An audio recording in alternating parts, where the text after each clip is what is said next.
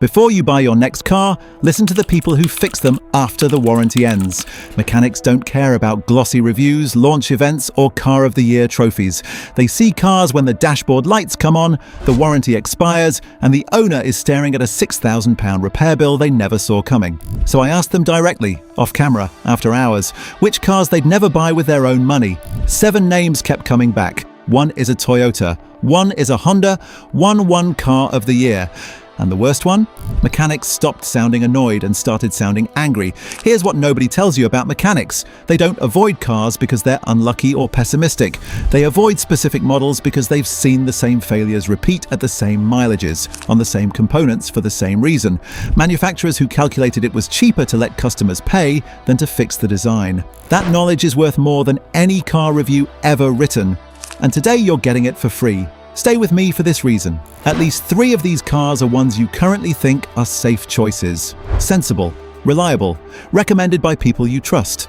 Ask enough mechanics off camera and the same names keep coming back. Today, I'm naming them. And the pattern connecting all 7 will change how you think about buying cars forever. Hit subscribe right now. This type of content disappears and gets re-uploaded constantly. And drop a comment immediately. Tell me what car you're driving right now. I'll tell you honestly whether mechanics would buy it. Every comment gets read. Number 7, Honda HR-V. Looks like safe, sensible Honda. Mechanics see a hybrid system that'll trap you at main dealer prices forever, and that single sentence is why mechanics won't touch it. The new HR-V ditched Honda's conventional engines and replaced them with an PHEV hybrid system. No traditional gearbox, just electric motors and a petrol engine acting as a generator. Honda marketed it as the future of efficient motoring. What they didn't mention is that when this system develops faults, and it does with increasing regularity between 40,000 and 55,000 miles, 90% of UK independent workshops cannot touch it. The diagnostic equipment is proprietary, the components are Honda only. Your only option when it fails is a main dealer at main dealer pricing.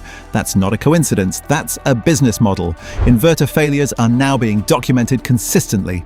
Replacement cost, 4 to 4.5 grand, dealer only. A fleet manager in Coventry running 30 HR-Vs for a delivery company confirmed 4 inverter failures across the fleet. None covered under warranty without a fight, none repairable by anyone except Honda dealers. But there's a secondary issue that gets almost no coverage. The regenerative braking system causes conventional brake components to corrode in ways they wouldn't on normal cars. Because regenerative braking does most of the stopping work, traditional brake pads see irregular use and glaze.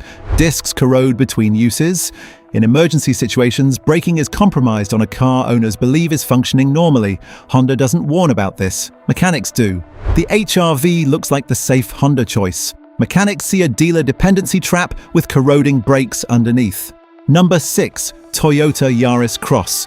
Now here's one that genuinely surprises people, because this badge has been selling reliability for decades. Looks like Toyota hybrid excellence. Mechanics are watching a battery failure pattern Toyota acknowledges privately but not publicly. The Yaris Cross uses a newer generation Toyota hybrid system that has created a specific, consistent failure pattern. The hybrid battery management system and DC-DC converter, which maintains the 12-volt system from the hybrid battery, are failing together between 38,000 and 48,000 miles. When they go, they take multiple other components with them. Repair cost, 6 to 8 grand. A Toyota specialist in Sheffield logged 23 Yaris Cross hybrid system faults in 14 months. Same mileage range, same components, same costs. That's not random failure. That's a pattern. What makes mechanics specifically furious is Toyota's response. Technical reports submitted through official channels receive generic replies. No recall, no acknowledgement. Meanwhile, owners with full Toyota service histories are paying 6 to 8 grand on faults that occur at predictably consistent mileages. The CVT-style transmission in non-hybrid variants adds another failure point. Shuddering develops at 35,000 to 45,000 miles, requiring expensive fluid treatments or 3 to 4 grand replacement. This is the one that hurts most for mechanics who've trusted Toyota for years. The brand built its entire reputation on not doing this. The Yaris Cross suggests that reputation is now being traded on rather than maintained. Tell me in the comments, do you own a Yaris Cross? I genuinely want to know what your experience has been. Number 5, Nissan Leaf. Now we move from old-school reliability myths to something more cynical, because the Leaf's problem isn't that Nissan couldn't solve it, it's that Nissan chose not to. Looks like proven, affordable electric motoring. Mechanics see a battery deliberately engineered to degrade. The Leaf has no active thermal management for its battery, no liquid cooling. Air-cooled only, in 2024, on Britain's most established electric car. Every mainstream EV rival moved to active liquid cooling years ago. The Nissan Ariya, Nissan's own premium electric, uses it. The Leaf doesn't. In UK climate conditions, summer heat spikes, winter cold, the cells degrade unevenly without thermal regulation. By 40,000 miles, owners typically see 20 to 25% range reduction. By 70,000 miles, 30 to 40%. A car sold with 168-mile range now does 100 miles. You cannot fix it without replacing the entire battery pack. 8 to 12 grand. A battery specialist in Leicester who works on EV packs was direct. Nissan knows active thermal management prevents rapid degradation. They use it on the Ariya. They chose not to retrofit it to the Leaf. Battery replacements at 8 to 12 grand are profitable. Degraded batteries forcing upgrades to new models are profitable. The Leaf's degradation isn't a flaw they couldn't solve. It's a decision they made. Breakdown data from a Glasgow fleet analyst supports this. Leaf callouts for battery and range anxiety issues account for 42% of all EV recoveries handled, massively disproportionate to its market share. The Nissan Leaf looks like the sensible entry into electric motoring. Mechanics see a battery engineered to fail on a schedule Nissan calculated in advance. Number 4. Ford Kuga PHEV. This is where mechanics stop being analytical and start being angry, because the Kuga PHEV was recalled for catching fire. Ford fixed the fire issue, partially, and kept selling it. Then the other problems appeared. Looks like clever eco-friendly family transport. Mechanics see an EV petrol combination of systems that hate each other. The plug-in hybrid marries a 2.5-litre petrol engine with electric motors and a 14.4 kilowatt-hour battery. On paper, 50 miles electric range, low emissions, sensible. In practice, 3 distinct failure patterns repeating with alarming regularity. First, the high-voltage battery cooling system fails at 35,000 to 45,000 miles. The battery management computer enters protection mode, disabling electric drive entirely. Repair, 4 to 5 grand, dealer only. Second, the EV to petrol transition system causes persistent juddering and fault codes. Drivable but alarming. Third, the 2.5-litre engine develops carbon buildup from running in hybrid mode. Decarbonisation, £800 every 20,000 miles. A Ford specialist in Edinburgh tracked these faults across 18 months and found all 3 patterns recurring consistently across every Kuga PHEV that came through. But here's what makes mechanics most furious. This car was recalled before any of these issues because the batteries were catching fire on charge. Ford resolved that specific issue and resumed sales. The owners who bought post-recall thought they were getting a safer, improved product. They got the fire risk reduced and everything else added. An owner in Edinburgh quantified it. I bought the Kuga PHEV to save money on fuel. I've spent over 7 grand in repairs. Every mechanic I've spoken to says they'd never buy one. Comment below if you own a Kuga PHEV. I want to hear what Ford's actually told you when things went wrong. Stop. I need you to stay because what's coming is where mechanics go from frustrated to furious. 4 cars covered. Honda HR-V trapping owners at main dealer pricing. Toyota Yaris Cross with battery failures the brand won't acknowledge. Nissan Leaf with deliberately passive thermal management. Ford Kuga PHEV recalled for fires, still failing in other ways. 3 left. And these 3 share one thing the first 4 don't. These are cars where the problem isn't just bad engineering, it's the gap between what the badge promises and what the car delivers. Mechanics call it selling old reputation on new, fragile mechanics, and they're furious about it. Like this video right now if you're finding this useful, and stay with me for number 1. Number 3. Vauxhall Astra. Looks like the return of a British icon. Mechanics see a French engine wearing English clothing.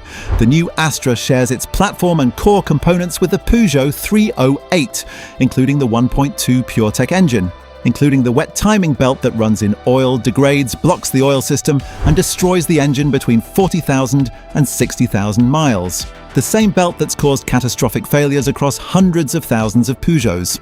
Vauxhall took the most controversial component in the PSA parts bin and put an Astra badge on it. A multi-brand specialist in Cardiff measured failure rates across both marques over 12 months. 14 PureTech wet belt failures, 8 Peugeots, 6 Astras. Identical rate, because it's an identical engine. Astra buyers think they're buying British heritage and reliability. They've bought French engineering with a known, documented catastrophic failure point and a manufacturer that handles it worse than Peugeot does. That last part matters. Peugeot at least occasionally acknowledges wet belt issues under warranty pressure. Vauxhall's standard response is to blame the customer. Driving style, maintenance practices, even with full Vauxhall service stamps.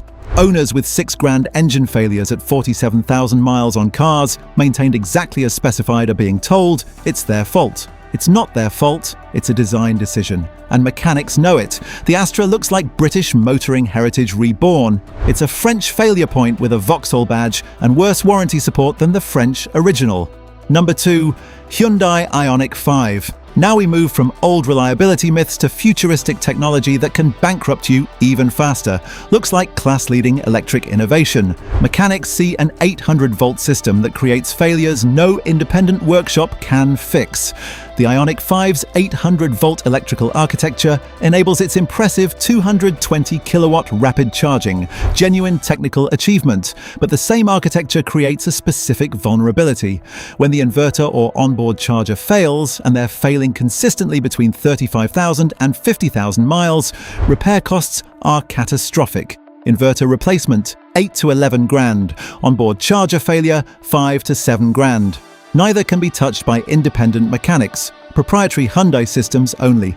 A specialist EV technician in Brighton was direct. The Ioniq 5 is brilliant while it works. When the 800-volt system fails, you're not repairing a normal car anymore. You're entering main dealer-only territory with main dealer-only pricing, and the failures are happening at mileages where owners don't expect them. There's a UK-specific issue reviewers never mention: speed bumps. Britain has more speed bumps per road mile than almost any European country. The Ioniq 5's low-slung battery pack and firm suspension transmit motorway and speed bump impacts directly to battery housing mounting points. Early stress fractures in battery casings are being documented on UK examples at mileages not seen in continental cars. Hyundai UK has no official response to this. The cars keep being sold. The speed bumps aren't going anywhere. Additionally, over-the-air software updates have caused multiple failures when pushed to UK cars. Systems entering safe mode, losing charging capability, requiring dealer visits to restore basic functionality. The Ioniq 5 looks like the future of electric motoring. Mechanics see a car that's brilliant until it isn't. And when it isn't, it's a 4-figure repair only one type of workshop can perform. Do you own an Ioniq 5? Tell me in the comments what your experience has been. I genuinely read every one. Number 1, Jeep Avenger. And now we get to the car that made mechanics stop sounding annoyed and start sounding angry. Car of the Year 2023. European journalists loved it, and mechanics across Britain, independently without coordination, described it using language I can't fully repeat on this channel. Looks like accessible Jeep ruggedness at family car pricing. Mechanics see a Stellantis budget platform wearing a premium Jeep badge and charging you accordingly. The Avenger is built on the ECMP platform shared with the Peugeot 2008 and Citroën C4. This means it inherits every reliability problem from both: the 1.2 PureTech wet belt engine that destroys itself at 40,000 to 55,000 miles, the electrical architecture that fails constantly, the infotainment system that crashes weekly. Jeep didn't engineer the Avenger, they badged it, then they added their own disasters on top. The 4xe all-wheel drive system develops faults at 25,000 to 35,000 miles, significantly earlier than platform's siblings. The Jeep-branded infotainment is a slower, less supported version of the Peugeot system. Fewer software engineers, longer gaps between updates, extended periods of known bugs with no patches. And here's the part that makes mechanics specifically furious. Jeep charges a premium for all of this. The Avenger costs more than the Peugeot 2008 and Citroën C4 it shares everything with. despite being a mechanically inferior version of the same platform with worse manufacturer support. A trading standards officer in Hull tracked Avenger complaints over 8 months. 14 formal complaints, the highest rate for any new model they'd monitored. Jeep UK's response was consistently the slowest and most dismissive of any manufacturer engaged. A mechanic in Bristol who'd worked on multiple Avengers put it simply, Car of the Year 2023. I don't know what those judges were driving. I know what I work on. Jeep Avengers with wet belt engine failures at 38,000 miles, 4 XE systems failing before 30,000, electrical faults taking months to fix because Jeep UK's technical support is overwhelmed. The Avenger is the worst car I've worked on this decade, and I'm furious it won Car of the Year because that award sent thousands of people into a financial nightmare they didn't deserve. The Jeep Avenger is Car of the Year according to European journalists. According to UK mechanics, it's a badge sellout. Old reputation, fragile French mechanics, premium pricing, zero accountability. That's not bad luck, that's the business model. Right then, 7 cars UK mechanics would never buy in 2026. Number 7, Honda HR-V, dealer-only hybrid trap with corroding brakes underneath. Number 6, Toyota Yaris Cross, battery failures the brand acknowledges privately and denies publicly. Number 5, Nissan Leaf, passive thermal management engineered for profitable degradation.